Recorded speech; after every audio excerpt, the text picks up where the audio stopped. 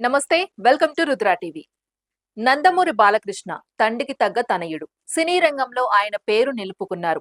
ఎన్టీఆర్ పోషించిన పాత్రలను అన్ని బాలయ్య చేశారు.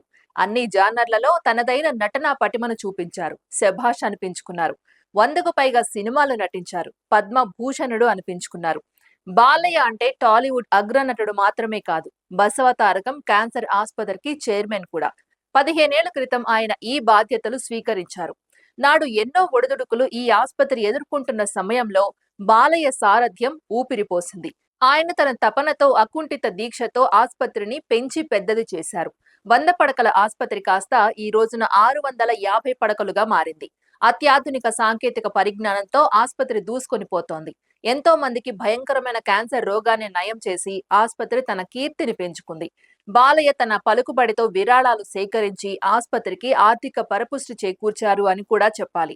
ఇదిలా ఉంటే ఆస్పత్రి 25 ఉత్సవానికి ముఖ్య అతిథిగా హాజరైన ముఖ్యమంత్రి చంద్రబాబు నాయుడు బాలయ్యనైతే గొప్పగా పొగిడారు. బాలయ్య సేవలు అన్స్టాపబుల్ అన్నారు. ఆయన నటుడిగా చప్పట్లు కొట్టించుకున్నారు. కానీ ఇప్పుడు ఆస్పత్రి చైర్మన్ గా చేస్తున్న సేవతో జనాలకు గుర్తుండిపోతారు అన్నారు. సమాజ సేవ అంటే ఎవరు అన్నప్పుడు బాలయ్య గుర్తుకు వస్తారు. కేర్ ఆఫ్ ఆయనే అవుతారు అని బాబు పొగిడారు.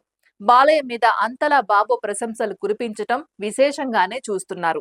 ఇదిలా ఉంటే టీడీపీకి వీర విధేయుడిగా బాలయ్య ఉన్నారు. పార్టీ పెట్టిన దగ్గర నుంచి ఆయన పనిచేస్తున్నారు. తన సినీ కెరీర్ కి రాజకీయాలు మొదట్లో ఇబ్బందిగా మారినా కూడా లెక్క చేయకుండా బాలయ్య పార్టీ ప్రచారం కోసం ముందుకు వచ్చారు.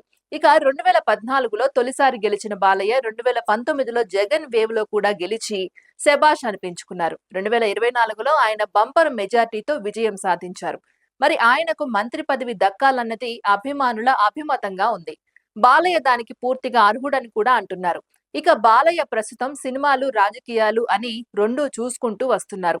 అయితే ఆయనకు మంత్రి పదవి ఇప్పుడు ఇస్తే సినిమాలలో ఆయన జోరు తగ్గుతుందని కూడా అంటున్న వారు ఉన్నారు. బాలయ్య కోరుకోవాలే కానీ మంత్రి కావడం కష్టం కాదని అంటున్న వారు ఉన్నారు. అయితే బాలయ్య ప్రస్తుతానికి సినిమాల జోరు చూపిస్తున్నారు.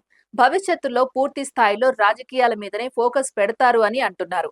ఆయన ఆ మధ్యనే హిందూపురంలో సొంతంగా ఇల్లు నిర్మించుకునేందుకు ప్రయత్నాలు కూడా మొదలుపెట్టారు. దాంతో బాలయ్య హిందూపురానికి మరిన్ని సార్లు ఎమ్మెల్యేగా గెలిచి రాష్ట్ర రాజకీయాల్లో తనదైన పాత్ర పోషిస్తారు అని అభిమానులు అంటున్నారు. అయితే ఏపీ మంత్రివర్గం విస్తరణ జరుగుతుందని పెద్ద ఎత్తున ప్రచారం సాగుతున్న నేపథ్యంలో బాలయ్యకు మంత్రి పదవి దక్కుతుందా అన్నది ఇప్పుడు చర్చనీయాంశంగా ఉంది. సామాజిక సమీకరణలు కూడా కూడికలు తీసివేతల తర్వాత ఒక కొలిక్కి వస్తే మాత్రం బాలయ్యకు ఛాన్స్ ఉందని అంటున్నారు. చూడాలి మరి ఏం జరుగుతుందో. ఇది ఇవాల్టి అప్డేట్. మరో అప్డేట్ తో మళ్ళీ కలుసుకుందాం. అంతవరకు చూస్తూనే ఉండండి రుద్రా టీవీ.